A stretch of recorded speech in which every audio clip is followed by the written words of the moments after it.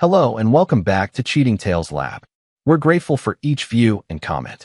Tell us, from which country or city are you watching today? We enjoy connecting with our global audience. Now, let's dive into today's story. Chapter 1. The Architect of His Domain. Vincent Reeves had built his life on precision and control. At 42, he stood at the apex of his architecture firm, Cornerstone Designs, which he'd founded 12 years ago after walking away from a prestigious partnership at a larger company. Vincent wasn't just talented. He was visionary, blending brutalist aesthetics with sustainable functionality in ways that had earned him international recognition and a fortune that allowed his family to live in a modernist mansion of his own design in the hills overlooking Lake Michigan. The three-story glass and concrete structure was a testament to his philosophy: transparency supported by uncompromising strength. His wife, Audrey, had once joked that the house was the perfect metaphor for their marriage. She could always see what he was doing, but could never quite understand the foundation that kept him standing. Their daughter, Lily, 16 and brilliant, had inherited Vincent's analytical mind and Audrey's artistic sensibilities. She excelled at everything: academics, violin, track and field, and her room on the third floor was designed specifically to capture the morning light for her painting. That Friday morning in October, Vincent stood in his kitchen drinking black coffee, watching the mist rise off the lake. At 6'2", with salt and pepper hair cropped close to his scalp and a perpetually clean-shaven face, he cut an imposing figure even in casual clothes. His steel-blue eyes missed nothing, including the fact that Audrey hadn't slept in their bed the night before. "Late night with the museum board?" he asked when she finally entered the kitchen at 7:15, already dressed in a charcoal pencil skirt and cream blouse, her auburn hair swept into an elegant knot. "The fundraiser planning is killing me," she replied, not quite meeting his eyes as she poured herself coffee.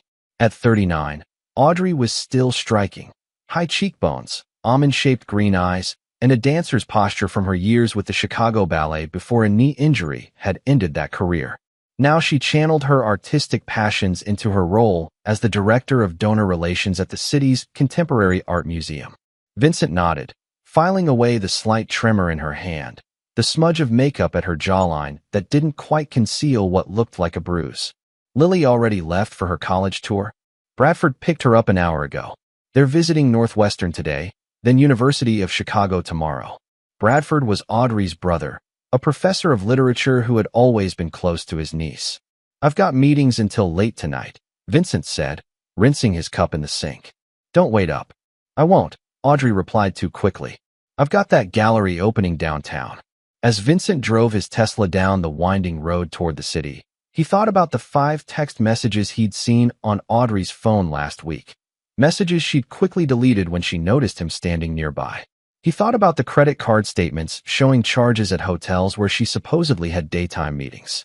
He thought about the changes in her, subtle at first, then increasingly obvious to his architect's eye that noticed when foundational elements shifted. He hadn't built his company by ignoring structural warning signs, and he hadn't survived his childhood by trusting blindly. Vincent's phone rang through the car speakers. "It's Diego," his assistant's voice announced. "Just confirming your 2 p.m. with the Stanfield Tower developers and reminding you about tonight's dinner with Mayor Morris." Vincent allowed himself a small smile.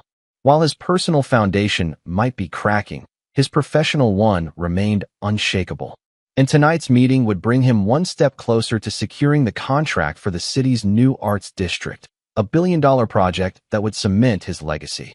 "Thanks, Diego. I'll be ready." Chapter 2. Cracks in the Foundation. Vincent's childhood home had been built on secrets.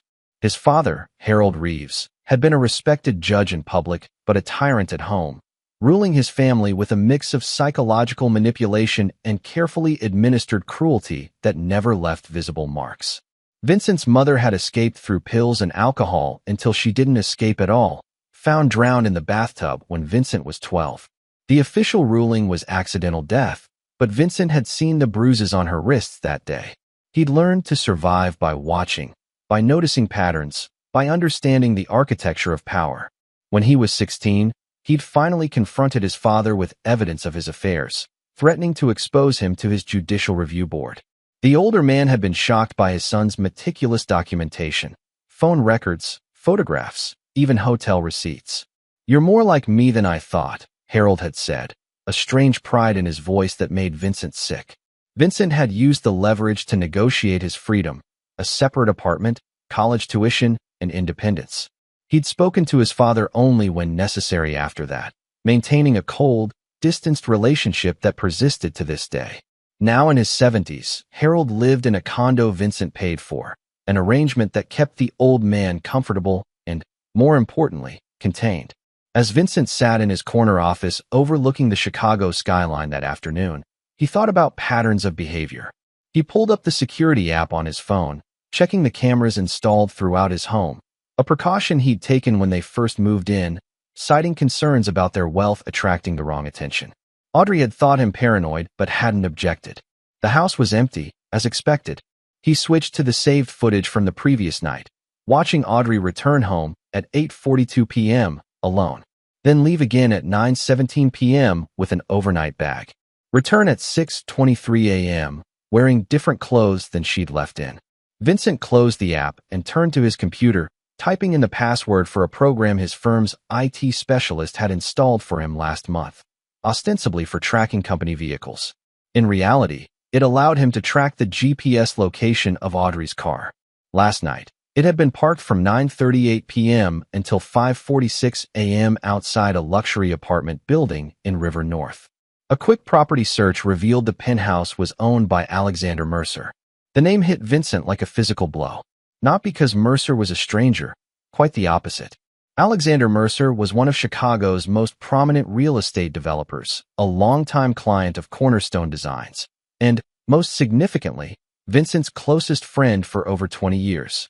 They'd met in architecture school, bonded over their shared drive and ambition. While Vincent had pursued design, Alex had gone into development, and their complementary skills had helped both men rise rapidly in their fields. Alex had been best man at Vincent's wedding, godfather to Lily, the one person Vincent had trusted implicitly. Vincent pulled up his calendar and canceled his dinner with the mayor. Then he called Diego.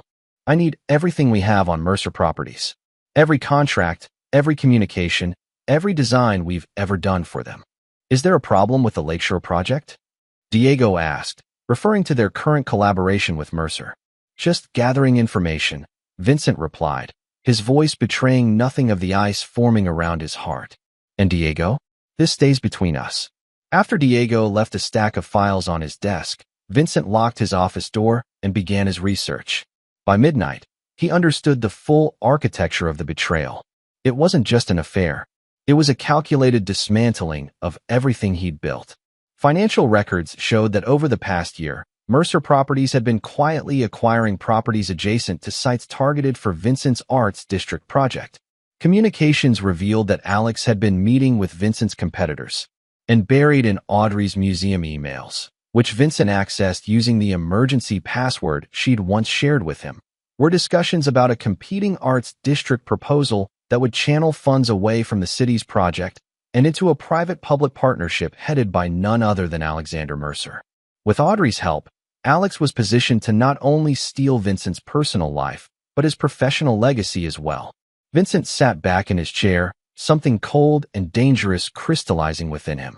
He'd been betrayed before, by his father, by business partners who tried to force him out of his first firm.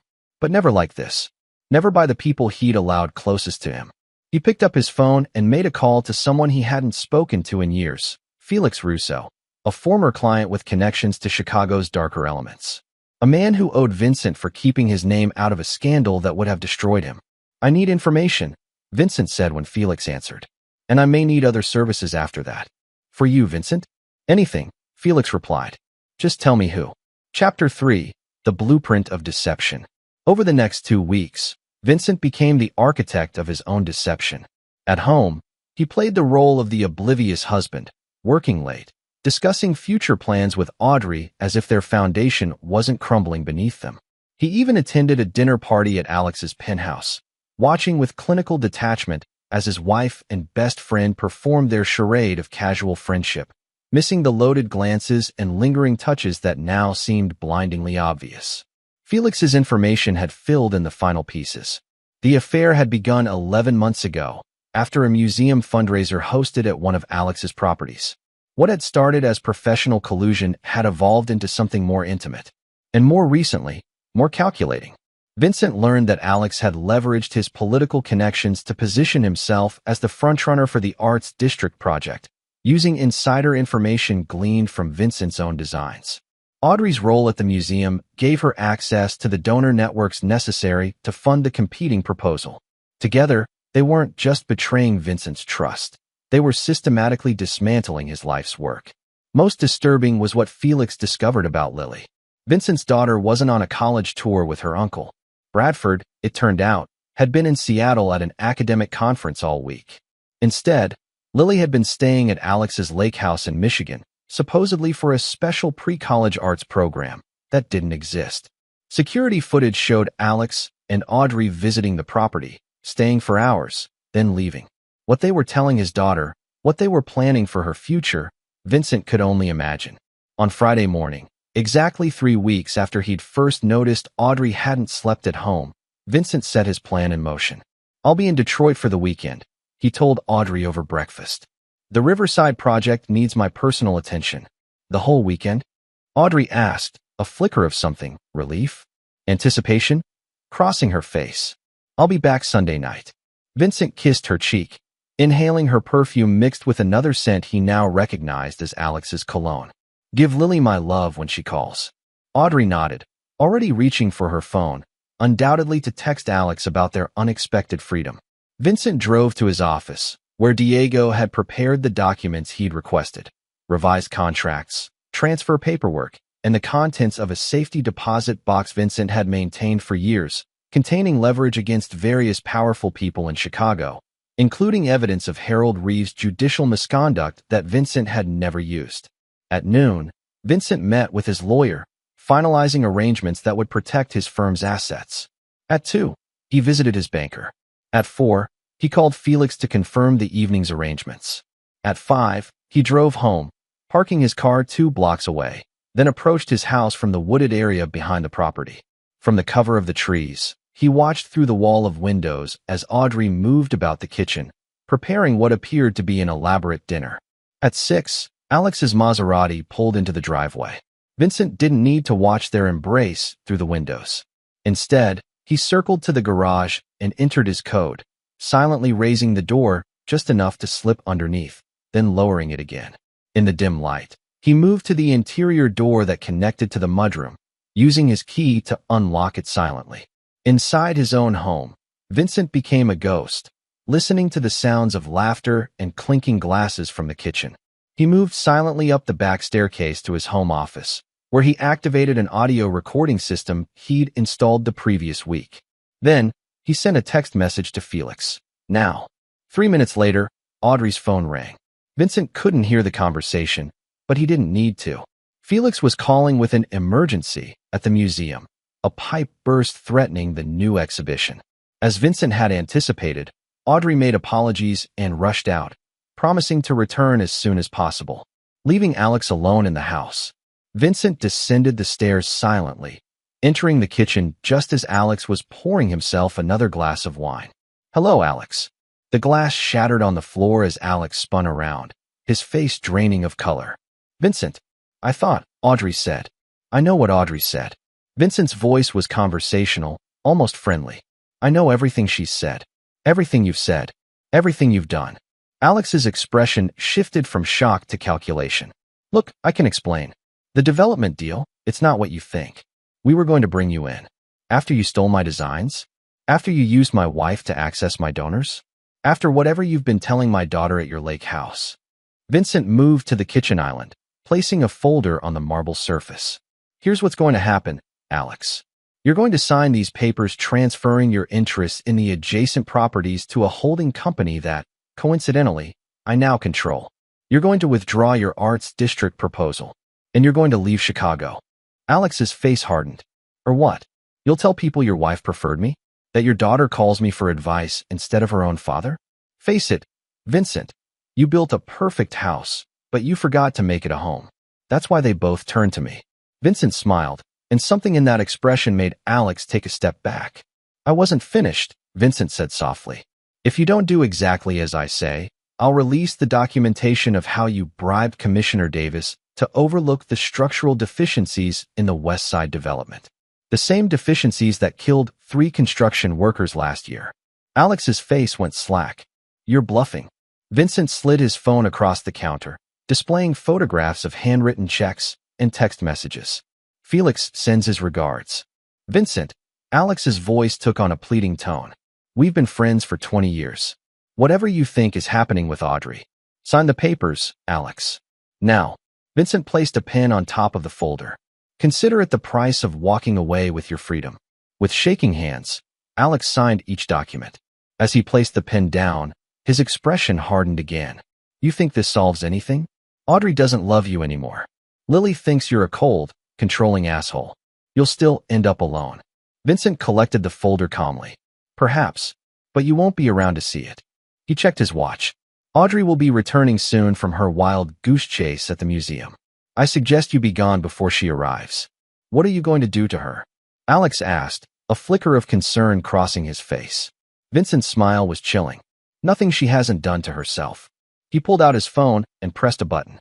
I just sent you an email with a plane ticket to Vancouver for tonight. I suggest you use it. After Alex left, Vincent poured himself a glass of the wine they'd been enjoying and sat at the dining table they'd set for their romantic dinner. He was still sitting there, calm and composed, when Audrey returned 40 minutes later. Vincent, she gasped, dropping her purse. You're supposed to be in Detroit. And you're supposed to be handling a crisis at the museum, he replied evenly. Interesting how neither of us is where we claim to be. The color drained from Audrey's face. I can explain. Don't bother, Vincent cut her off. Alex already left. After signing away his interest in the properties around my arts district and agreeing to withdraw his competing proposal. He took a sip of wine. He should be boarding a plane to Canada right about now. Audrey sank into a chair across from him, her carefully constructed world visibly crumbling. How long have you known? Long enough to understand it's not just an affair. It's a systematic betrayal. Vincent's voice remained unervingly calm.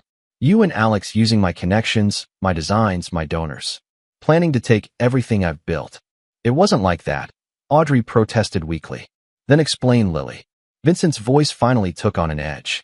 Explain why my daughter is at Alex's lake house instead of on college tours. Explain what you've been telling her about me. Audrey's eyes widened. How did you? I know everything, Vincent said simply. The question is, what happens now? Chapter 4, The Precipice. 3 months had passed since that confrontation in the dining room. On the surface, life had resumed its normal patterns. Vincent went to work, came home, attended social functions with Audrey at his side. Alex Mercer had indeed left Chicago, his company now floundering without his leadership. Vincent's Arts District project was proceeding as planned, with groundbreaking scheduled for spring. But beneath this carefully constructed facade, nothing was the same. Audrey slept in the guest bedroom now. They maintained appearances in public, but at home, they were strangers occupying the same cold space. Vincent had allowed this arrangement temporarily, for Lily's sake, and because it served his larger plan. Lily had returned from the arts program, confused and angry when she discovered her uncle had never been involved. Vincent had shown her only selective evidence of her mother's deception, shielding her from the full extent of the betrayal. Still, the damage to her relationship with Audrey was significant. She had withdrawn from both parents, throwing herself into school and college applications, counting the days until she could leave home. What Lily didn't know, what Audrey didn't know, was that Vincent had been systematically dismantling the foundations of their lives, just as they had tried to do to him. Bank accounts were being drained and rerouted. Properties were changing hands. Relationships were being severed. And Vincent was preparing for the final phase of his retribution. That Friday afternoon, Vincent received a call from Felix. It's done, Felix said without preamble. The package is in place. And the other matter? Vincent asked, staring out his office window at the winter sky. Your father has been informed. He'll be at your house at 7, as requested. Vincent ended the call and turned to his computer, typing out an email to Audrey. Need to discuss Lily's tuition arrangements tonight. Coming home early. Please be there by 6:30. Then he opened his drawer and removed a small recording device, placing it in his pocket. Everything was prepared. Tonight, the architecture of his revenge would be revealed. Vincent arrived home at 6:15, noting Audrey's car already in the driveway. He entered to find her in the kitchen, nervously making tea. "Vincent," she said, attempting a smile. "I've been thinking about Lily's college options, and—" "This isn't about Lily's tuition," Vincent interrupted, placing his briefcase on the counter. "It's about what happens next for all of us." Audrey's smile faltered. "What do you mean?" "I've decided it's time to end this charade," Vincent said calmly. "I'm filing for divorce on Monday." Instead of shock or protest, Audrey's expression showed unmistakable relief. "I think that's for the best. We can try to make it amicable, for Lily's sake." Vincent smiled thinly. "Amicable? That's an interesting choice of words for someone who conspired with my best friend to steal my company's biggest project." "Vincent, I've told you, it wasn't like that. Alex and I are still in contact," Vincent finished for her. "Daily phone calls from the burner phone you keep in your studio. Emails from the account you created under your maiden name. Plans for you to join him in Vancouver next month." Audrey's face went pale. "How could you possibly know that?" Vincent shrugged. "The same way I know about the offshore account where Alex has been transferring funds for your fresh start. The same way I know you've been selling pieces from our art collection through private dealers and pocketing the money. You've been spying on me," Audrey whispered, anger replacing her shock. "I've been protecting myself," Vincent corrected. "Just as I protected Lily by not telling her the full extent of your betrayal." The doorbell rang, interrupting their confrontation. Vincent checked his watch. Right on time. "Who was that?" Audrey asked, confusion crossing her features. "My father," Vincent replied, moving toward the door. "There are some family matters that need resolving." Harold Reeves entered the house like a storm cloud, his 73 years doing little to diminish his imposing presence. Still tall, with the same steel blue eyes as his son, but with a full head of white hair and deep lines etched into his face. "This better be important, Vincent," Harold growled by way of greeting. "You know I don't like coming here." "It is," Vincent assured him, leading his father into the kitchen where Audrey stood nervously. "You remember Audrey?" Harold nodded curtly. He had never warmed to his daughter-in-law, viewing her artistic sensibilities as frivolous, one of the few opinions he and Vincent had shared over the years. "What's this about?" Harold demanded. Before Vincent could answer, his phone rang. He glanced at the screen, then answered. "Yes." The voice on the other end was panicked, hysterical. "Vincent. Oh God. Vincent, you need to come home right now. Your garage. What they did to Lily in your garage, I can't even describe it." Vincent's face drained of color, an expression of genuine shock and horror crossing his features for the first time in months. "Who is this? What are you talking about?" "It's Mrs. Petrova from next door," the voice sobbed. "I saw them dragging something into your garage." Then the screaming started. "Your little girl." "Oh God, Vincent, there was so much blood." Vincent's hand tightened on the phone. "Lily's at debate practice. She's not home yet." No, she came home early," Mrs. Petrova insisted frantically. "I saw her an hour ago. Please, just come home. Your garage. Now, what they did to your daughter. It's unspeakable." The call disconnected. Vincent stood frozen for a moment, then turned to Audrey and Harold, his face ashen. "Something's happened to Lily. At the house. In the garage." What are you talking about?" Audrey asked, confusion giving way to alarm. "Lily texted me 20 minutes ago. She's still at school."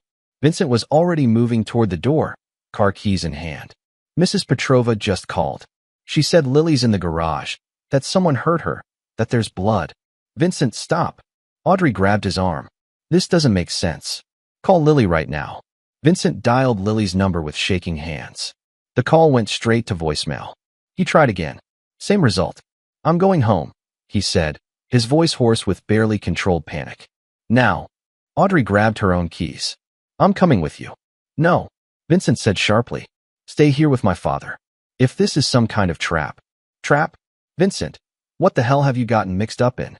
Harold demanded, his judicial authority reasserting itself. "I don't know," Vincent admitted, and for once, he was telling the absolute truth. This was not part of his plan. This was not choreographed. The fear constricting his chest was real. "Just stay here. I'll call when I know what's happening." Vincent slammed his car into drive, tires screeching as he peeled out of the driveway. His mind raced with possibilities, none of them good. Had Alex returned to exact revenge? Had one of his business rivals discovered his plans and decided to strike first, using Lily as leverage?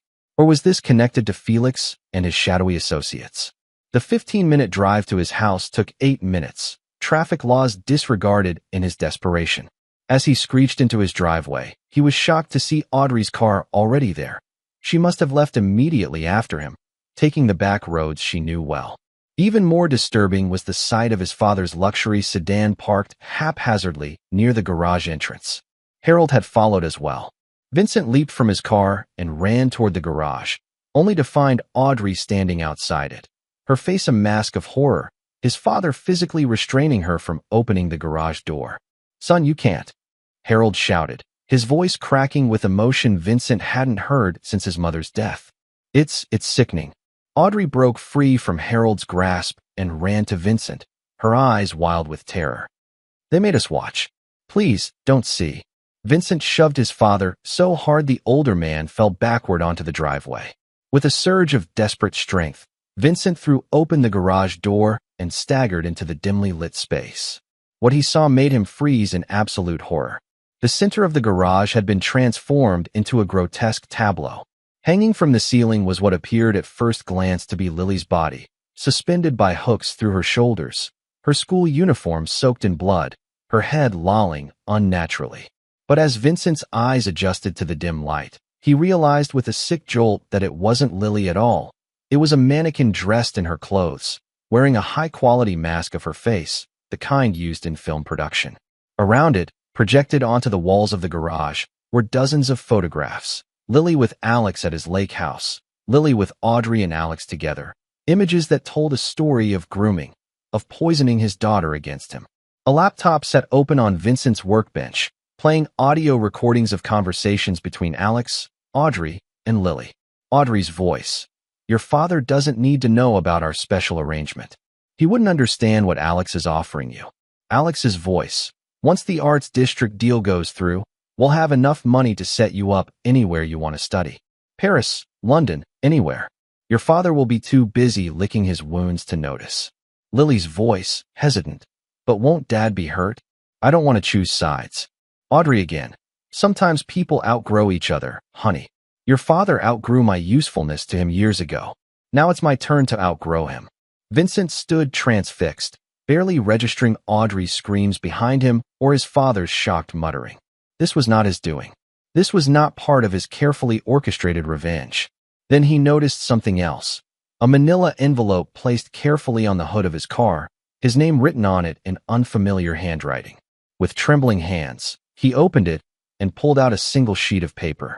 "Consider this a gift from an admirer of your work. The real evidence is much worse. Call this number when you're ready for the rest. Remember who your real enemies are."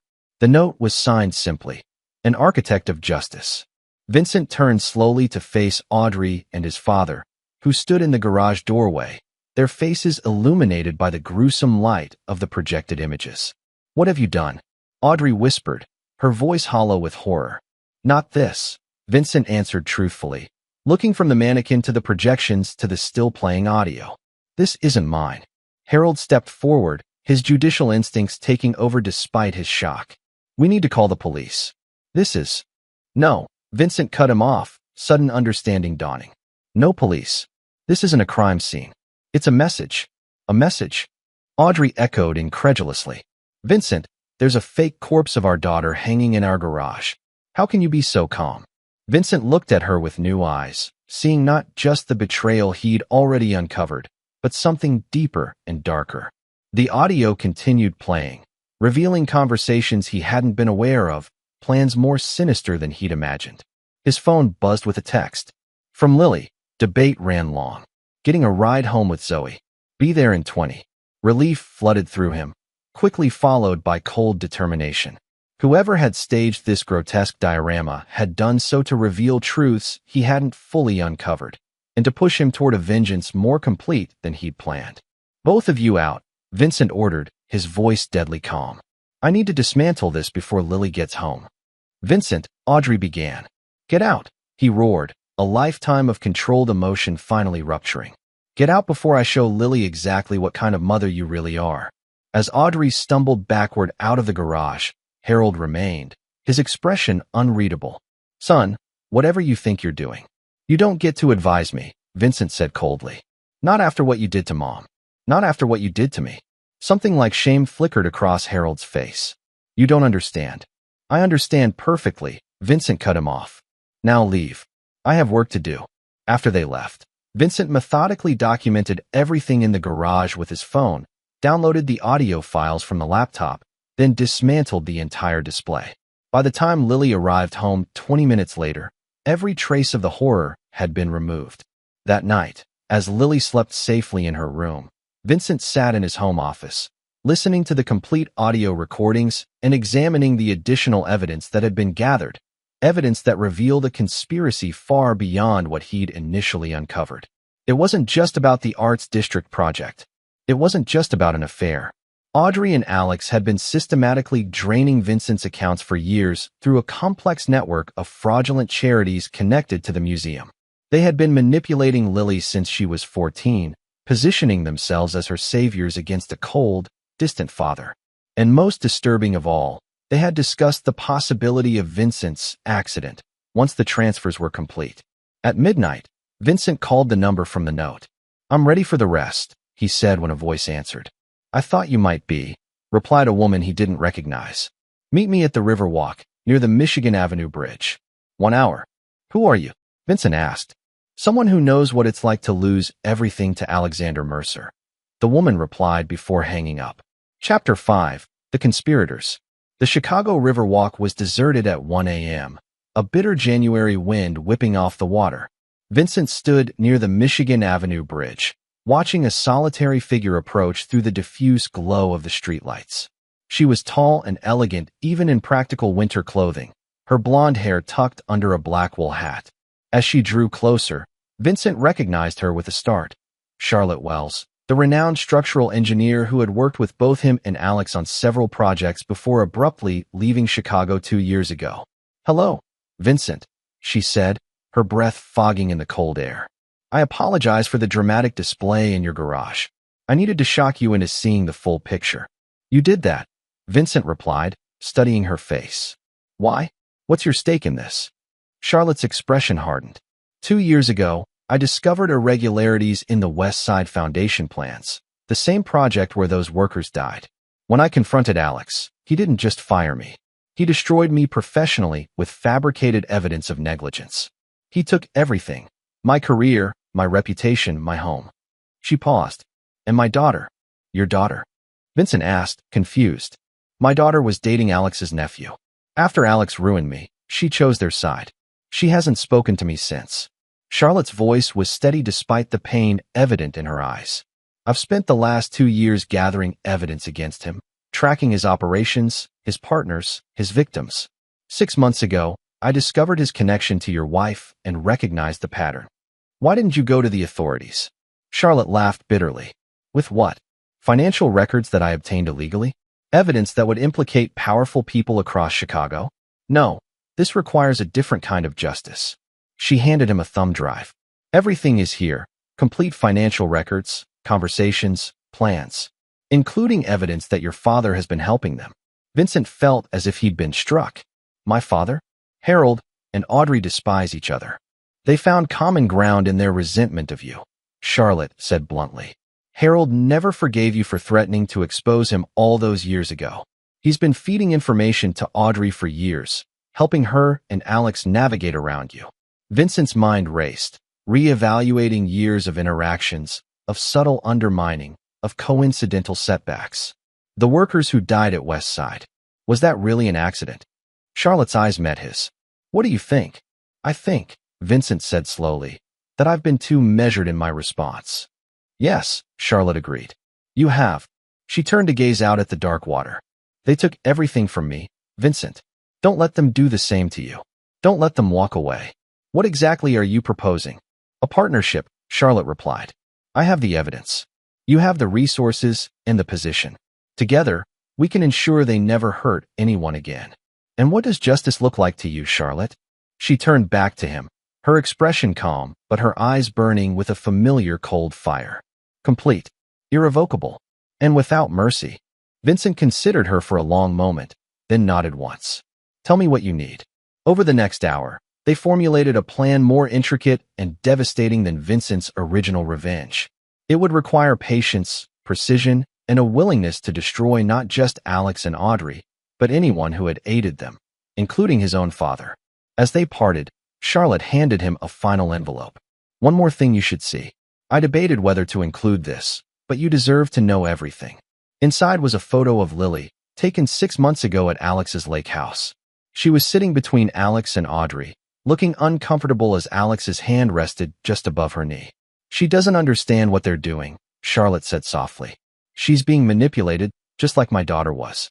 Save her, Vincent, before it's too late. Vincent slipped the photo into his pocket, a terrible clarity settling over him. I will. Thank you, Charlotte. Don't thank me yet, she replied grimly. This won't be clean or easy. And when it's done, you may not like what you've become. Vincent thought of the young architect who had once believed in transparency, supported by strength. That man seemed like a stranger now, replaced by someone harder, colder, more like his father than he had ever wanted to admit. I can live with that, he said finally, as long as they can't live with what they've done. Chapter 6. The Revelation. Over the next 4 weeks, Vincent became the architect of a new design, a structure built specifically for destruction. By day, he continued his normal routine, overseeing the Arts District project, coming home to the cold silence between him and Audrey, attempting to rebuild his fractured relationship with Lily through careful conversations and small gestures of support. By night, he worked with Charlotte, methodically laying the groundwork for their plan. They converted Charlotte's extensive evidence into actionable intelligence, identifying pressure points, vulnerabilities, and potential allies. They established secure communications, offshore accounts, and contingency plans. They studied their targets, not just Alex and Audrey, but Harold, various museum board members, city officials, and financial partners who had been complicit in the conspiracy. What made their work particularly effective was the combination of Charlotte's meticulous research and Vincent's intimate knowledge of the conspirators. He knew how Audrey thought, how Alex calculated risk, how his father responded to threats.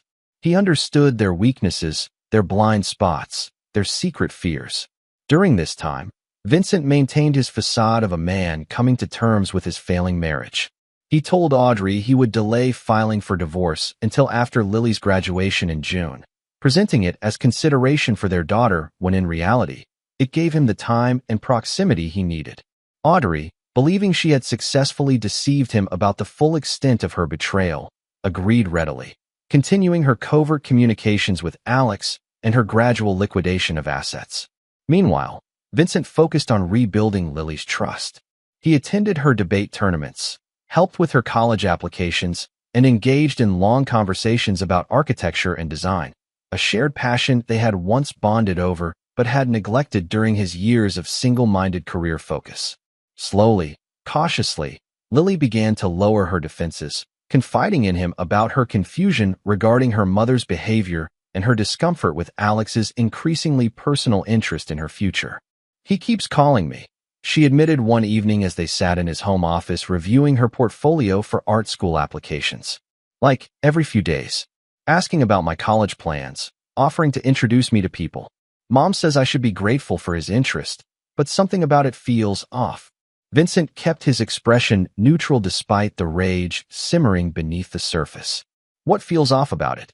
Lily shrugged, tucking a strand of dark hair behind her ear. He's just really intense. Always talking about how he can take care of my future if I trust his guidance. And the way he looks at me sometimes. She shuddered slightly. Mom gets mad when I bring it up, says I'm being ungrateful and immature. Vincent nodded thoughtfully. You should always trust your instincts, Lily. If something feels wrong, it probably is. He hesitated, then added carefully. You know you can always come to me if you're uncomfortable, right? No matter what anyone else says. Even Mom. Lily asked, her voice small. Even Mom, Vincent confirmed, a cold certainty settling in his chest. The evidence Charlotte had provided, combined with Lily's discomfort, painted a disturbing picture of grooming behavior. Whatever hesitation he might have felt about the extremity of their plan vanished in that moment. The next day, Vincent invited his father to lunch at an upscale restaurant downtown, a rare occurrence that immediately put Harold on guard. The older man arrived precisely on time, immaculately dressed in an expensive suit that Vincent had paid for, his white hair perfectly combed, his bearing still that of a man accustomed to commanding respect. "This is unexpected," Harold remarked after they ordered. "To what do I owe the pleasure?" Vincent studied his father's face. The familiar steel blue eyes, the deep lines of dissipation and bitterness, the thin-lipped mouth that had pronounced so many judgments, both in court and at home. "I've been thinking about family," Vincent said carefully. "About legacy. About the patterns we passed down through generations." Harold's eyebrows rose slightly. "Getting philosophical in your middle age? That doesn't sound like you." "Maybe I'm changing," Vincent replied. "Recent events have given me a new perspective on many things. If you're referring to that grotesque display in your garage, I still think you should have called the police," Harold said, his judicial authority reasserting itself. "It was clearly a threat." "Was it?" Vincent took a sip of water. "Or was it a warning? A revelation of truths I hadn't fully seen?" Harold shifted uncomfortably. "What are you talking about?" Vincent leaned forward slightly. "I know about your arrangement with Audrey and Alex. I know you've been feeding them information, helping them maneuver around me.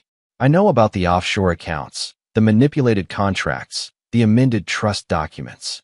Harold's expression didn't change, but Vincent noticed the slight tightening around his eyes, the same tell the older man had displayed during poker games throughout Vincent's childhood.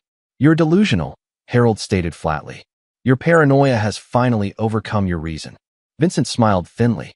"That's what Mom said when she accused you of having affairs. That's what you told the police when she claimed you'd threatened her.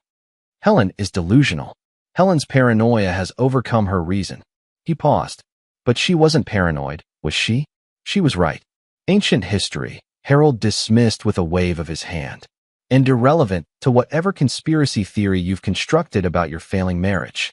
"Not irrelevant at all," Vincent countered. "Because you're using the same playbook now that you used then. Undermine, discredit, isolate.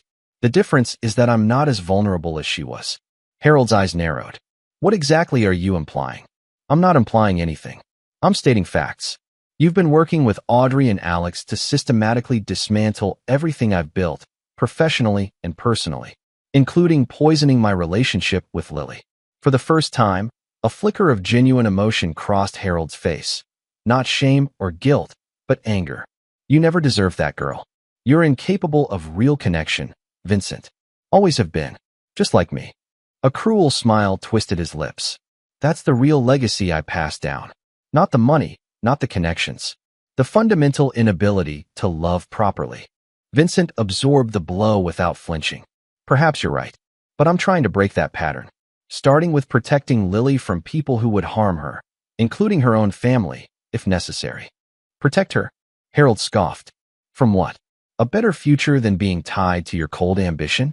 Alex and Audrey have plans for that girl that would open doors you can't even imagine. Plans that include Alex's special mentorship." Vincent asked quietly.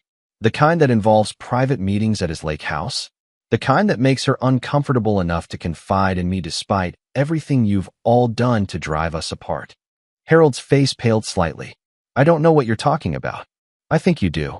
Vincent removed an envelope from his jacket and slid it across the table. "Take a look."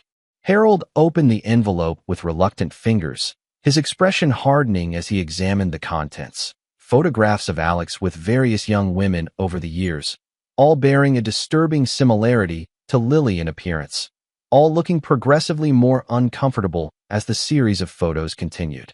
"Where did you get these?" Harold demanded. "Charlotte Wells says hello," Vincent replied calmly. "She's been quite thorough in her documentation of Alex's mentorship program." Harold closed the envelope with a sharp movement. "What do you want?" "I want you to make a choice," Vincent said simply. "Continue supporting Audrey and Alex, knowing what you now know about his intentions toward Lily, or help me protect her, and yourself." "Protect myself?" Harold echoed with a harsh laugh. "Are you threatening me, son? I'm offering you a chance to be on the right side of history. For once." Vincent stood, placing money on the table for the meal they hadn't eaten. "You have 48 hours to decide. After that, I'll proceed with or without you." As Vincent walked away, Harold called after him. "You're more like me than you care to admit, Vincent. You always have been." Vincent paused, then turned back. "That's where you're wrong, father. I'm becoming something else entirely. 2 days later, Harold arrived at Vincent's office unannounced. He looked older, more haggard than he had at lunch, the weight of his decisions visibly pressing down on him. I want immunity, he said without preamble, sinking into the chair across from Vincent's desk. From what specifically? Vincent asked. From whatever you're planning for Audrey and Alex, Harold replied. I want your word that I won't be collateral damage. Vincent studied his father dispassionately. Why should I give you that? Harold reached into his suit jacket and removed a small recorder. Because I have something you need. He pressed play, and Audrey's voice filled the room. We need to accelerate the timeline. Vincent's getting too close to Lily again, and she's starting to question things. Alex thinks we should move forward with the Stockholm option. Alex's voice, smooth and confident. It's clean, untraceable. The firm's insurance policies are all up to date, and with Harold's help, we can ensure the investigation concludes properly. Audrey again, and Lily. Once Vincent is gone, she'll have no choice but to accept our guidance. A traumatized girl needs structure, support. We'll provide that. The recording ended. Harold's eyes met Vincent's. They're planning to kill you, son, and I've been helping them set it up. A cold wave of understanding washed over Vincent. This Stockholm option referred to a project in Sweden where a structural failure had been initially blamed on the architect, only later revealed as sabotage. Alex was planning something similar, a catastrophic failure that would appear to be Vincent's mistake. When Vincent asked, his voice steady despite the revelation. 2 weeks. The preliminary site inspection for the arts district. They've compromised the soil testing equipment to show false readings. When the foundation fails during your inspection, you'll be directly under it. Harold's voice cracked slightly. It would have worked, too. I've been guiding the permit process to ensure the right inspectors, ones on Alex's payroll, would sign off on everything. Vincent absorbed this information, reassessing their timeline. Why the change of heart, father? Do you suddenly care whether I live or die? Harold looked away. I never wanted you dead, Vincent. Humbled, perhaps. Taught a lesson about wielding power against family. But not dead.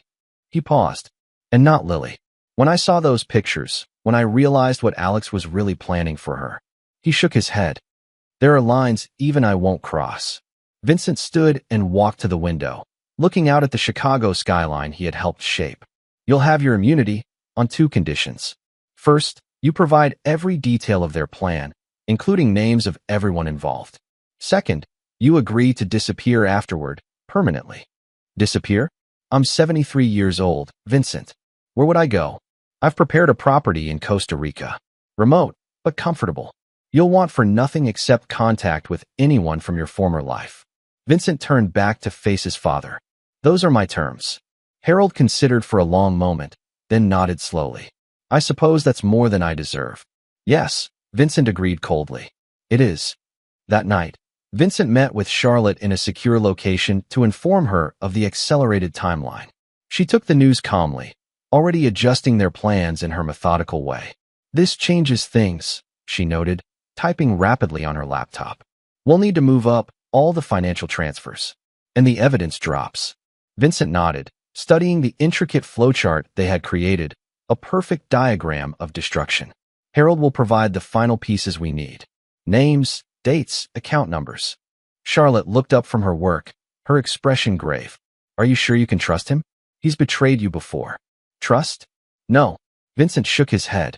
But self-interest is reliable. He knows what happens if he crosses me again. And Lily? Charlotte asked softly. What have you told her? Nothing yet, Vincent admitted. But that changes tomorrow. I can't protect her if she doesn't understand the danger. Charlotte nodded approval. Be gentle, but be honest. She's stronger than you think.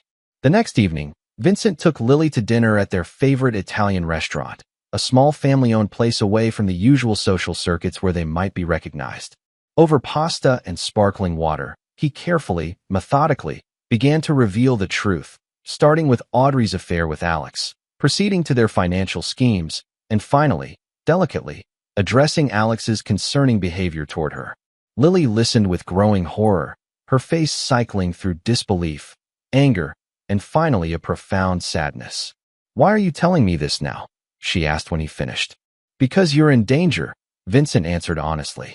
Not just emotionally, but potentially physically. And because I need you to trust me completely for the next few weeks. What's going to happen? Lily asked, her voice small but steady. Vincent reached across the table and took her hand. Justice. But it won't be easy or clean. And afterward, our lives will be very different.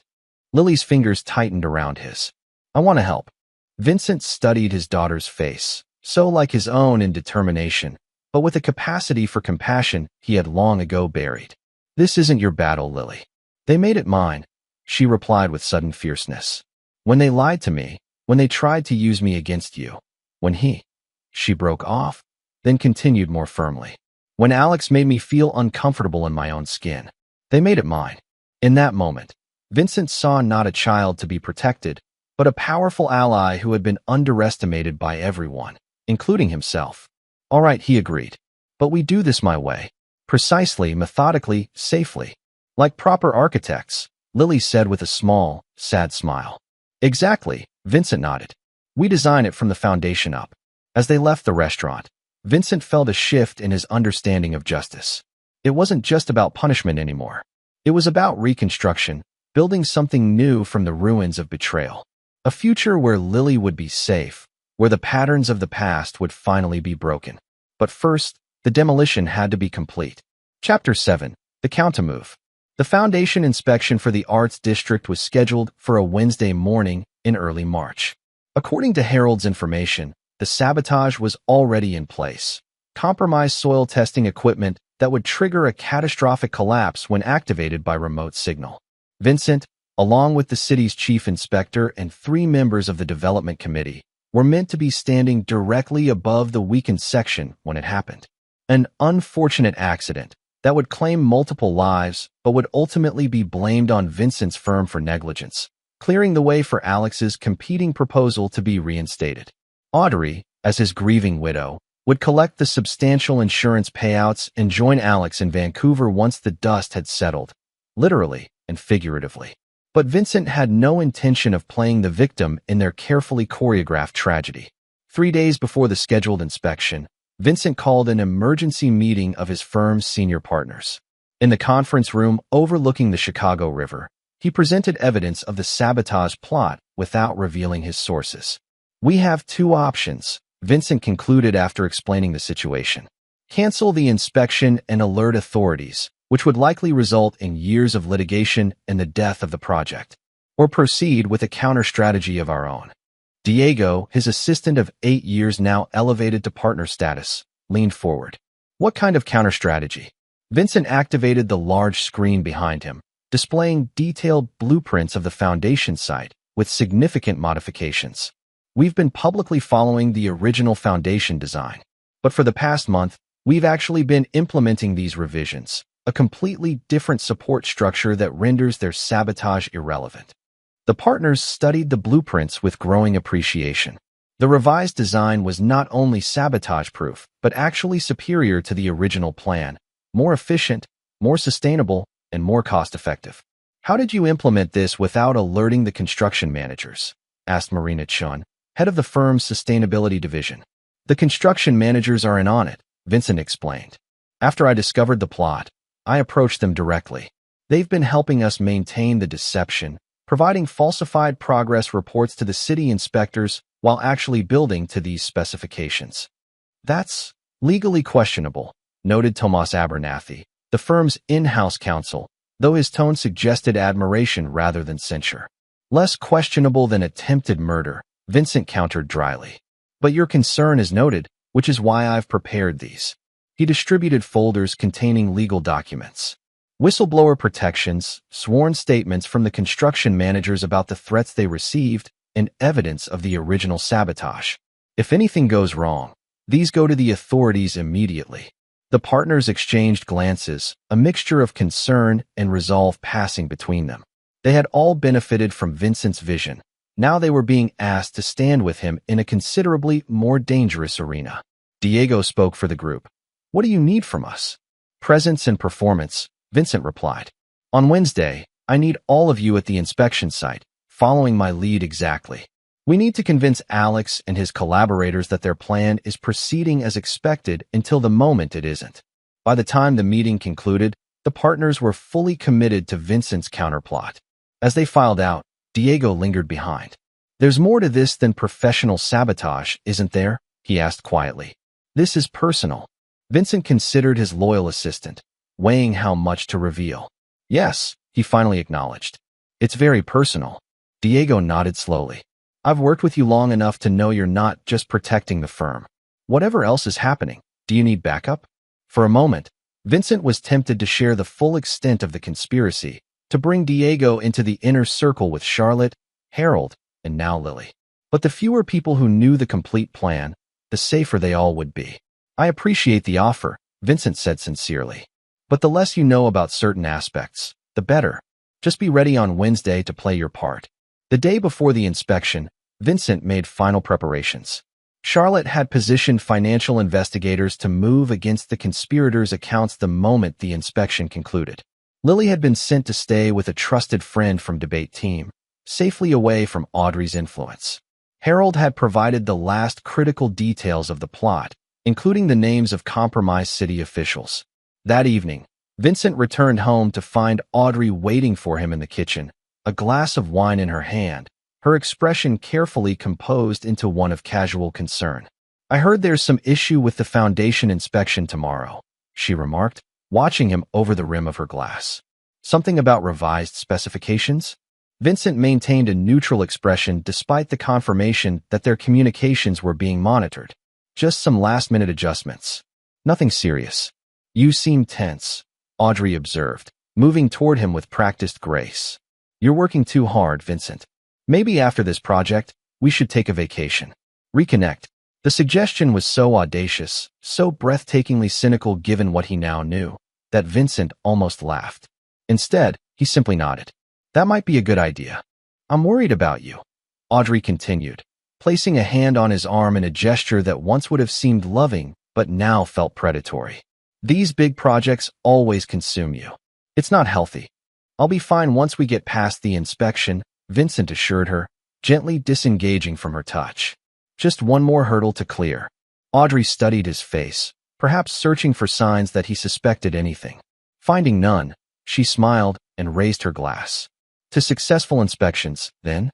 "To getting exactly what we deserve," Vincent replied, meeting her eyes directly.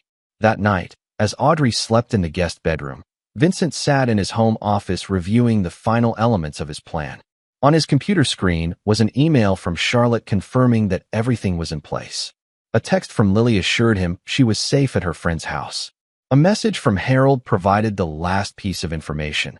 The remote signal for the sabotage would be triggered from a device carried by Peter Williamson, the Deputy Commissioner of City Planning and a longtime associate of Alex's. Vincent closed his laptop and stood by the window, looking out at the city lights. Tomorrow would determine not just his professional future, but the shape of justice itself. Morning arrived clear and cold, a perfect early March day in Chicago. Vincent dressed with particular care in his most expensive suit, a subtle armor for the battle ahead.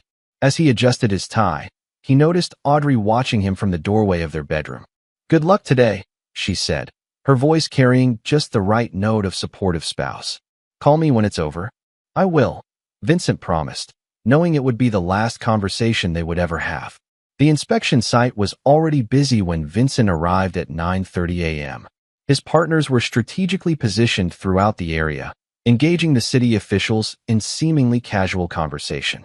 The construction managers moved with practiced efficiency, guiding the inspection team toward the designated areas. Vincent spotted Peter Williamson immediately, a portly man in an ill-fitting suit, nervously checking his phone every few minutes. Following at a discreet distance was one of Charlotte's associates, a former cybersecurity expert who had been monitoring Williamson's communications. At precisely 10:15 a.m., Vincent led the inspection team to the central foundation area, the exact spot where the collapse was meant to occur. He noted with grim satisfaction how Williamson positioned himself at the edge of the group, one hand in his pocket presumably gripping the triggering device. "As you can see from these preliminary soil tests," Vincent explained to the group, unfolding a large set of blueprints on a temporary table, "we've encountered some unexpected density variations. That's why we implemented these modifications to the foundation design." The chief inspector frowned, scanning the blueprints. These aren't the specifications I reviewed last month. No, they're not, Vincent agreed calmly. We made these adjustments 3 weeks ago in response to new geotechnical data. I have all the documentation here, including signed approvals from your office. The inspector looked confused. I don't recall signing off on any revisions. That's interesting, Vincent remarked, because I have your signature right here. He pointed to a document bearing a perfect replica of the inspector's signature, courtesy of Harold's Connections and Charlotte's Resources. As the inspector leaned closer to examine the signature, Vincent watched Williamson from the corner of his eye. The deputy commissioner was becoming increasingly agitated, repeatedly pressing something in his pocket. Vincent gestured to Diego, who stepped forward with another set of documents. We should also review the structural load calculations for the revised design. You'll notice they exceed code requirements by 20%. As Diego engaged the inspection team, Vincent moved casually toward Williamson. Problem with your phone, Commissioner? He asked quietly. Williamson startled, his face flushing red. What? No, just checking messages. Funny, Vincent mused. I'd have thought you were trying to trigger the remote detonator for the sabotage soil testing equipment. The one that's supposed to cause a catastrophic foundation collapse right about now. He smiled thinly. But of course, that equipment was replaced 2 weeks ago. The blood drained from Williamson's face. I don't know what you're talking about, he stammered. No. Vincent reached into the man's pocket with swift precision, extracting a small electronic device. Then what's this? Williamson lunged for the device, but Vincent held it out of reach. Careful, Commissioner. Attacking me would only make your situation worse. You don't understand, Williamson hissed, his eyes darting frantically around the site. If they think I failed. Oh, I understand perfectly, Vincent assured him. Alex Mercer doesn't tolerate failure. Neither do I. He pocketed the device. The difference is, I'm offering you a way out. What kind of way out? Williamson asked, desperation evident in his voice. The kind where you don't go to prison for attempted murder, Vincent replied calmly. All you have to do is follow my instructions exactly. 10 minutes later, Williamson was on his phone, calling Alex with Vincent standing close enough to hear both sides of the conversation. It's not working, Williamson reported, genuine panic in his voice. I've triggered it multiple times. Nothing's happening. What do you mean it's not working? Alex demanded, his smooth voice hardened with anger. The system was tested yesterday. I don't know what to tell you, Williamson responded, following Vincent's whispered prompts. Reeves is still standing here reviewing modified blueprints with the inspection team. Everyone's fine. Modified blueprints? What modified blueprints? Alex's voice sharpened. He's made changes to the foundation design. Major changes. The inspector is reviewing them now. Williamson swallowed hard.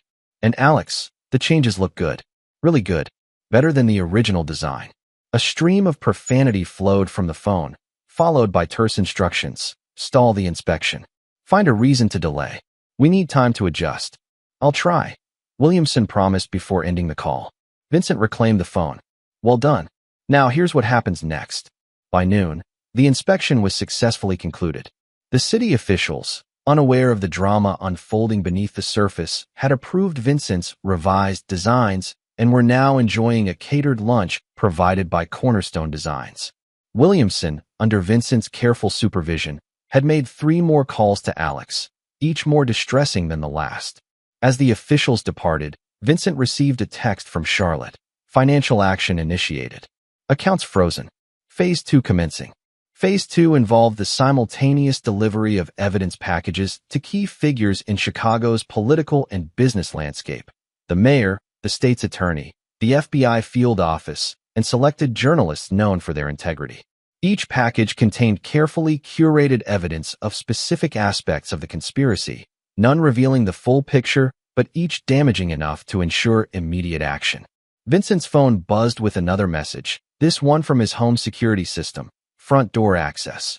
A. Reeves, 12:17 p.m. Audrey was home early, undoubtedly alerted by Alex about the failed sabotage. Vincent nodded to Diego. Time for the next step. Diego handed him a sealed envelope. Everything's ready. The press conference is scheduled for 3 p.m. Vincent drove home with deliberate calm, mentally preparing for the confrontation ahead. When he entered the house, he found Audrey in the kitchen, frantically packing items into a small suitcase. Going somewhere? He asked, leaning against the doorframe. Audrey whirled around, her composure shattered. Vincent, I just got called away for an emergency at the museum. A donor situation in New York. Interesting, Vincent remarked. Because I just spoke with the museum director about the new installation for the arts district. He didn't mention any emergency. It just came up, Audrey insisted, her hands trembling slightly as she continued packing. I was going to call you from the airport. Were you? Vincent moved into the kitchen, placing his briefcase on the island counter. Before or after you met Alex in Vancouver? Audrey froze. What are you talking about? Vincent smiled coldly. We both know exactly what I'm talking about. The failed sabotage at the inspection site. The frozen offshore accounts. The evidence being delivered to authorities as we speak. For a moment, Audrey maintained her facade of confusion. Then her expression hardened into something calculating and cold. A look Vincent had never seen before, but that seemed chillingly natural on her face. How long have you known? She asked, abandoning the pretense. Long enough, Vincent replied. About the affair, the financial schemes, the plans to use Lily. About all of it. Audrey's laugh was bitter. And here I thought you were too obsessed with your precious buildings to notice anything at home. That was a useful assumption on your part, Vincent acknowledged. It allowed me to see who you really are. And who is that, Vincent? Audrey challenged, a strange confidence emerging despite her precarious position. A woman who got tired of being treated like part of your perfect architectural design? A trophy to be displayed, but never truly valued. No, Vincent corrected her. A predator. Someone who saw Lily as an asset to be manipulated. Who conspired with Alex to groom our daughter while planning my death. For the first time, Audrey looked genuinely startled. What are you talking about? Groom Lily? We were trying to help her escape your controlling influence. With private mentoring sessions at the lake house. Vincent's voice hardened. With Alex's hands on her while you looked the other way? With plans to become her support system after my convenient accident? You're twisting everything, Audrey insisted, though her eyes flickered with something that might have been guilt or merely calculation. Alex cares about Lily's future. He was offering her opportunities you never would. I've seen the evidence, Audrey. The recordings. The photographs. The pattern with other young women. Charlotte Wells sends her regards, by the way. At the mention of Charlotte's name, Audrey's face drained of color. Charlotte is involved in this. She's been quite helpful, Vincent confirmed. Especially given her personal experience with Alex's predatory behavior. Audrey's composure cracked further. You don't understand. Alex said she was unstable, that she had fabricated evidence. The same way he'll say you were unstable when he abandons you. Vincent interrupted. The same way you tried to convince Lily I was cold and controlling? That playbook gets rather predictable after a while. For a moment, something like genuine emotion flashed across Audrey's face. Perhaps the realization that she had been as much a pawn in Alex's games as she'd tried to make Vincent and Lily in hers. But it quickly hardened into resolve.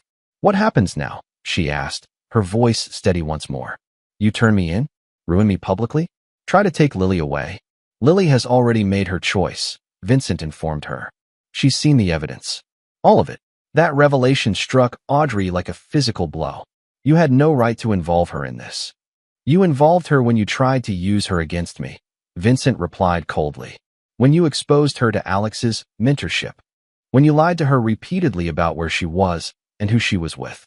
Audrey's hands clenched into fists at her sides. So what's your endgame, Vincent? Prison for all of us while you play the wronged husband? The devoted father. Prison is certainly part of it, Vincent acknowledged. The financial crimes alone will ensure that. The conspiracy to commit murder should extend the sentences considerably. As for the rest, he opened his briefcase and removed a set of documents. I'm giving you a choice. What kind of choice? Audrey asked suspiciously. Option 1. You cooperate fully with the authorities, testify against Alex and the others, and accept a plea deal that my connections have arranged. You'll serve time, but less than you would otherwise. When you're released, you'll have a modest trust fund, enough to live on, but nothing extravagant. You'll never contact Lily again. And option 2. Audrey prompted when Vincent paused. You resist, fight the charges, maintain your loyalty to Alex. And I release everything, not just to the authorities, but to the media. Every sordid detail, including the evidence of what was being planned for Lily. Vincent's voice took on an edge of steel. Your choice will determine not just how long you spend in prison, but whether you have any possibility of a life afterward. Audrey stared at him with a mixture of hatred and dawning respect. You really did learn something from your father after all. I learned from watching, not from following, Vincent corrected her. Harold has made his choice already. He's cooperating in exchange for a comfortable exile. You should consider your options carefully. And Alex? Audrey asked, a trace of her old calculating self resurfacing. What happens to him in this scenario? Vincent's smile was cold. Alex gets exactly what he deserves. No deals. No options. Complete destruction. Audrey studied Vincent's face, perhaps truly seeing him for the first time, not as the successful architect she had married and planned to betray, but as someone capable of a ruthlessness that matched her own. I need time to think, she said finally. You have until 3 p.m., Vincent replied, checking his watch. That's when the press conference begins. Chapter 8, The Demolition. At precisely 3 p.m., Vincent stood before a hastily assembled crowd of journalists in the atrium of the Cornerstone Designs headquarters. Behind him, his partners formed a solid wall of support. To his left, a large screen displayed architectural renderings of the Arts District project. Thank you all for coming on such short notice, Vincent began, his voice steady and authoritative. I've called this press conference to address serious concerns that have arisen regarding the Chicago Arts District project. The journalists leaned forward, sensing a major story developing. Vincent had been careful in his invitations, selecting reporters known for their integrity and thoroughness. For the past year, Cornerstone Designs has been the lead architectural firm on this billion-dollar revitalization project. Today, during the foundation inspection, we uncovered evidence of potential sabotage, an attempt to compromise the structural integrity of key elements. A murmur ran through the assembled press corps. Cameras flashed as Vincent maintained his composed demeanor. Fortunately, our quality control processes identified the issues before any damage could occur. The inspection was completed successfully, and the project remains on schedule. Vincent paused, his expression turning grave.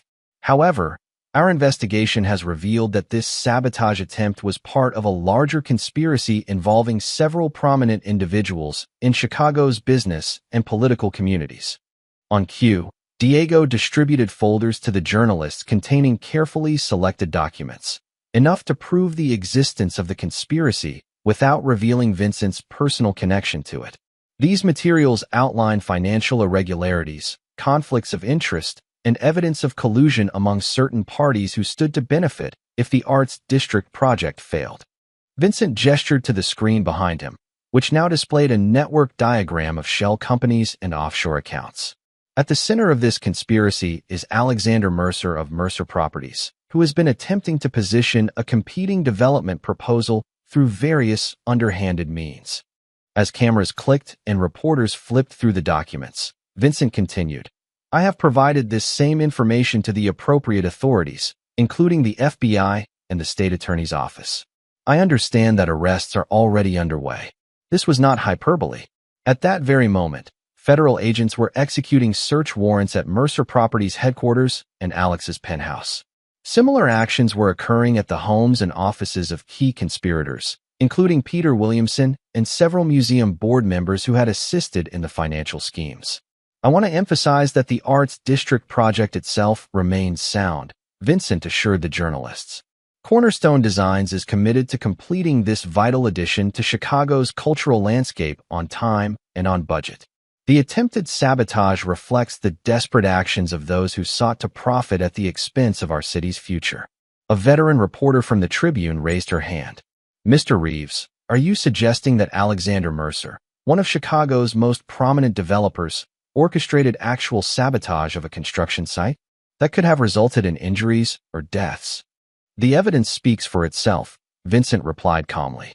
And yes, if the sabotage had succeeded, lives would have been at risk, including my own, as I was scheduled to be on site during the expected failure. Another reporter called out, is there any connection between these allegations and the rumors that Mr. Mercer has suddenly left the country? Vincent allowed himself a small, satisfied smile. I couldn't comment on Mr. Mercer's travel plans. However, I believe federal authorities may have questions for him upon his return. For the next 30 minutes, Vincent fielded questions with practiced precision, revealing exactly as much as he intended while maintaining the appearance of full transparency. Behind the scenes, Diego was coordinating with Charlotte, who was monitoring the financial and legal dominoes falling across the city. By the time Vincent concluded the press conference, the story was already breaking nationally. Hashtag Mercer Conspiracy was trending on social media, with new details emerging by the minute as journalists dug into the materials provided. What none of the reporters knew, what most would never know, was the personal dimension behind the professional takedown. Vincent had deliberately kept Audrey's name out of the press conference, focusing solely on the business aspects of the conspiracy. Her fate would be determined separately, away from the public spectacle. As Vincent left the podium, his phone buzzed with a message from Charlotte. A in custody. Chose option 1. H on his way to CR. L wants to meet. Translation: Audrey had surrendered to authorities and agreed to cooperate. Harold was en route to Costa Rica, and Lily wanted to see him. Vincent sent a single reply. Home in 30. When Vincent arrived at his house, he found Lily sitting in the kitchen, a cup of tea cooling between her hands. At 16, she looked older than her years today, her expression somber but resolved. I saw the press conference online, she said as he entered. It's all over the news. Vincent poured himself a cup of tea and sat across from her. Are you okay? Lily considered the question carefully. Not really, but I will be. She looked up at him with eyes that reflected his own determination. Mom called me before they took her away. What did she say? Vincent asked, keeping his tone neutral. That she was sorry. That she never meant for things to go this far. Lily's fingers tightened around her mug. She said she loved me, that she never would have let Alex. She trailed off, unable to complete the thought. Do you believe her? Vincent asked gently. Lily was silent for a long moment. I don't know what to believe anymore. The mom I thought I knew would never have been involved in any of this. But then, the dad I thought I knew wouldn't have orchestrated something like today either. The observation was astute, and Vincent didn't try to deny it. People are capable of surprising depths, both good and bad, when pushed to their limits. I'm not proud of everything I've done, Lily, but I would do it all again to protect you. That's what she said too, Lily noted with a sad smile. That everything she did was to give me a better future. The difference, Vincent pointed out gently, is that my version of protection didn't involve lying to you or exposing you to predators. Lily nodded, acknowledging the truth of this. Charlotte showed me everything. The recordings, the photos, the financial records. It was thorough. Charlotte is nothing if not methodical, Vincent agreed. She said something that stuck with me. Lily continued thoughtfully. That revenge is like architecture. It can be an ugly, brutal structure that collapses under its own weight, or it can be something that endures because it's built on a foundation of truth. Vincent studied his daughter with newfound respect. She had absorbed not just the facts of the betrayal, but the philosophy behind his response to it. What happens now? Lily asked, echoing Audrey's earlier question, but with none of her mother's calculation. Only a genuine desire to understand the path forward. Legally, a lot of people will face consequences, Vincent explained. Alex will likely flee to a country without extradition, but his empire here is finished. Your mother. He hesitated, unsure how much detail was appropriate. We'll go to prison, Lily finished for him. She told me. She said it was the only way to ever have a chance at redemption, I guess. Vincent nodded. She made the wiser choice. And grandfather? He's starting a new life far away from here, Vincent said simply. It's better for everyone. Lily absorbed this information with remarkable composure. And us? What happens to us? That, Vincent said gently, is largely up to you. I've made arrangements for you to finish school wherever you feel most comfortable. Here, at a boarding school, even abroad if you prefer. Your college applications are still viable. Your future remains bright. And you? Lily pressed. What happens to you after all this? Vincent hadn't allowed himself to consider this question deeply. His focus had been so completely on the architecture of justice that he'd given little thought to what would remain after the demolition was complete. I'm not sure, he admitted. Professionally, Cornerstone will continue. The arts district will be built. Beyond that, he shrugged. Perhaps it's time for me to build something new as well. Lily reached across the table and took his hand. Whatever you build next, I want to be part of it. not just watching from the periphery like before. The simple declaration pierced something in Vincent's carefully constructed emotional armor. For the first time in months, perhaps years, he felt a genuine connection that wasn't based on calculation or strategy. "I'd like that," he said, his voice rough with unexpected emotion. Later that evening, as Lily slept upstairs, Vincent sat in his home office reviewing the day's events. His phone displayed a steady stream of news alerts detailing the expanding investigation. Alex had indeed fled the country, but his empire was crumbling. Federal agents had seized computers and documents from Mercer Properties, uncovering evidence of crimes far beyond what Vincent had revealed. Audrey was in federal custody, her cooperation already yielding valuable information about the wider conspiracy. Harold was on a private jet over the Atlantic, bound for his luxurious exile. The various minor players, corrupt officials, complicit executives, compromised board members, were scrambling to save themselves, turning on each other in predictable fashion. Charlotte had sent a final message: justice served. Moving on to new projects. Call if you need me. Vincent poured himself a small glass of scotch and moved to the wall of windows overlooking the lake. The night was clear, the city lights reflecting on the dark water. He had achieved everything he had set out to do: complete, irrevocable destruction of those who had betrayed him. Yet standing amid the ruins of his former life, Vincent recognized that the real work was just beginning. Demolition was only the first phase of any significant architectural project. What followed, the rebuilding, would define his legacy far more than the precision of his revenge. Chapter 9: The Reconstruction. 1 year later, the Chicago Arts District opened in April, right on schedule. The ribbon-cutting ceremony attracted national attention, with the mayor praising the visionary design that transformed urban blight into cultural renaissance. Vincent stood at the podium, accepting accolades with practiced humility while Lily watched from the front row, her proud smile genuine despite everything that had transpired in the intervening months. The project was widely hailed as Vincent's masterpiece, not just for its architectural brilliance, but for its resilience in the face of the Mercer conspiracy, as it had come to be known in the press. The scandal had expanded far beyond Vincent's initial revelations, uncovering a web of corruption that had infiltrated Chicago's development community for decades. Alexander Mercer remained a fugitive, reportedly moving between countries without extradition treaties, his fortune largely seized or frozen, his reputation destroyed. The FBI had issued international warrants for his arrest on charges ranging from financial fraud to attempted murder, with additional investigations ongoing into his mentorship of young women over the years. Audrey had received a reduced sentence in exchange for her testimony against various conspirators. She would serve 5 years in a minimum security facility, with the possibility of parole after 3. As agreed, Vincent had established a modest trust fund for her post-release life, though he had added one condition not in their original agreement: mandatory therapy. Harold Reeves had settled into his Costa Rican exile, maintaining minimal contact with Vincent through carefully screened emails. His health was failing, his power diminished to the confines of his tropical estate.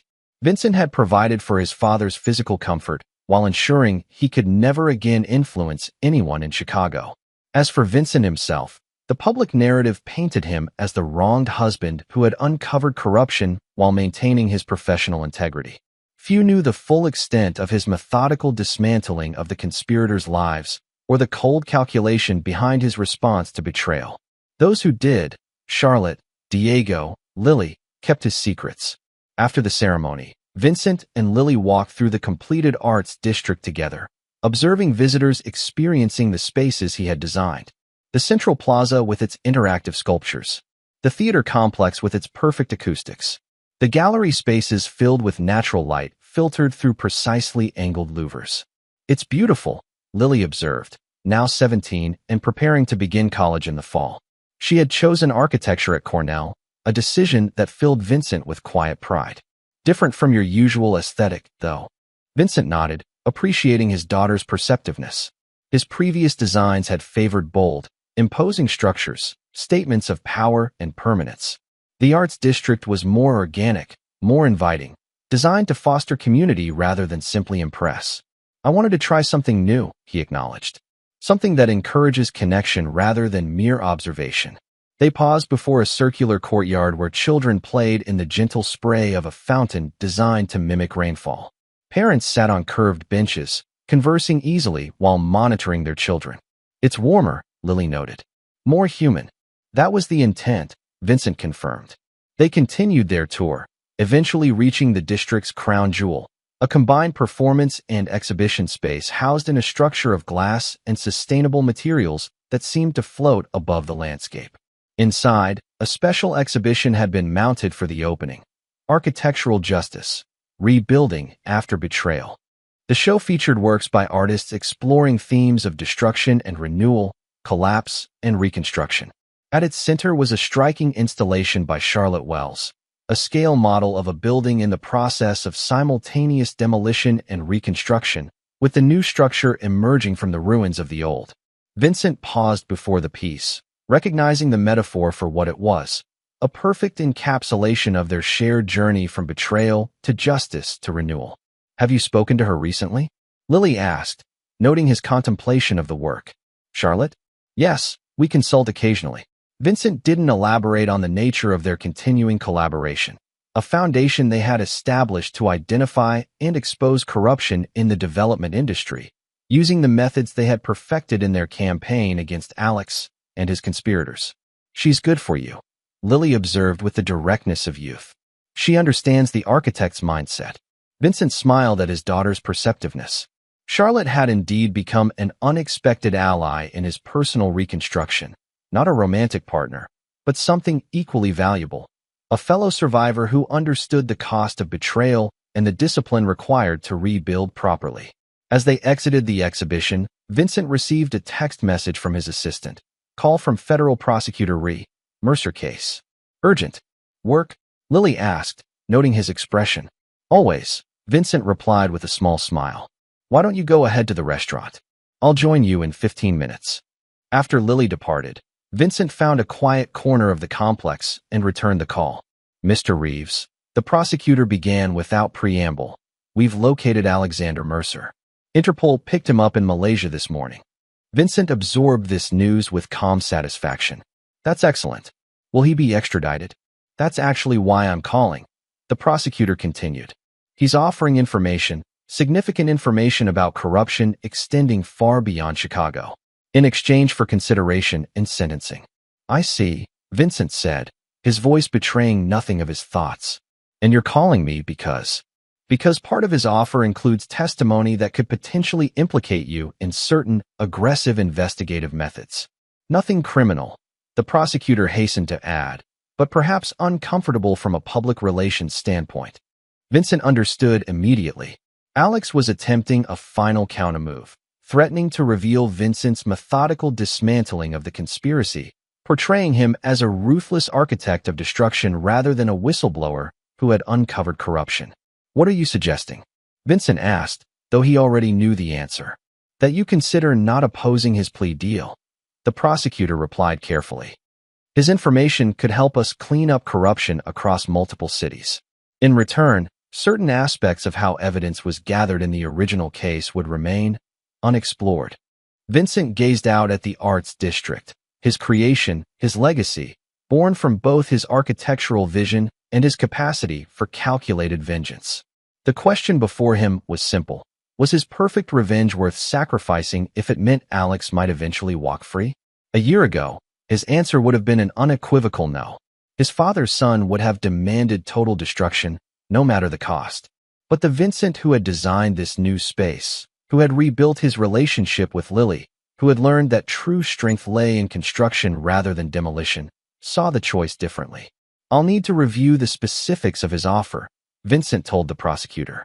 "But in principle, I'm interested in whatever brings the most comprehensive justice." After ending the call, Vincent rejoined Lily at an upscale restaurant overlooking the river. She studied his face as he sat down, reading the subtle shifts in his expression that few others could discern. "Everything okay?" she asked. Vincent considered how much to share, then opted for the truth. "Alex Mercer has been arrested. He's offering information in exchange for leniency." Lily's eyes widened slightly. "Will you fight it?" "I'm considering all options," Vincent replied carefully. True justice isn't always about maximum punishment. Sometimes it's about maximum revelation or maximum healing. Lily nodded slowly, understanding the shift in his thinking. And Mom, will you fight her parole when she's eligible? Vincent had given this considerable thought over recent months. No, he said finally. I won't oppose it. What happens between her and you after that is your choice. I won't dictate your relationship. But you'll never forgive her, Lily noted. It wasn't a question. Forgiveness isn't in my architectural vocabulary, Vincent acknowledged with a small smile. I can rebuild, redesign, repurpose, but some materials remain permanently compromised once they've failed structurally. And Alex, my grandfather, will you ever let them back into your life? Lily pressed. No, Vincent said simply. Some betrayals cannot be overcome. Some foundations cannot be repaired once they've crumbled. That's not vengefulness, it's architectural reality. Lily accepted this with a thoughtful nod. What about your foundation? Has it been repaired? The question was profound in its simplicity. Vincent considered it carefully before answering. I'm building on new ground, he said finally. With better materials, more thoughtful design, proper support structures. He reached across the table and squeezed her hand. And with a brilliant apprentice architect to point out flaws in my thinking. Lily's smile was bright enough to illuminate the darkest corners of Vincent's rebuilt life. I like that blueprint.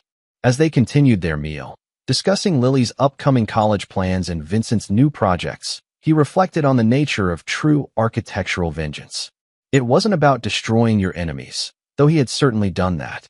It was about creating something so magnificent from the ruins that the destruction became merely the necessary first phase of a greater construction. The arts district would stand for generations, a testament to resilience and vision. Lily would carry forward the best elements of his architectural thinking while improving upon his human foundations. And Vincent himself had emerged not diminished by betrayal but refined by it, his edges sharper, his vision clearer, his structures more deliberate.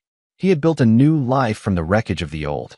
And unlike those who had betrayed him, he would never again mistake glass for strength or transparency for truth. The architect of his domain had become the architect of justice. And finally, the architect of his own transformation. This is where our story comes to an end.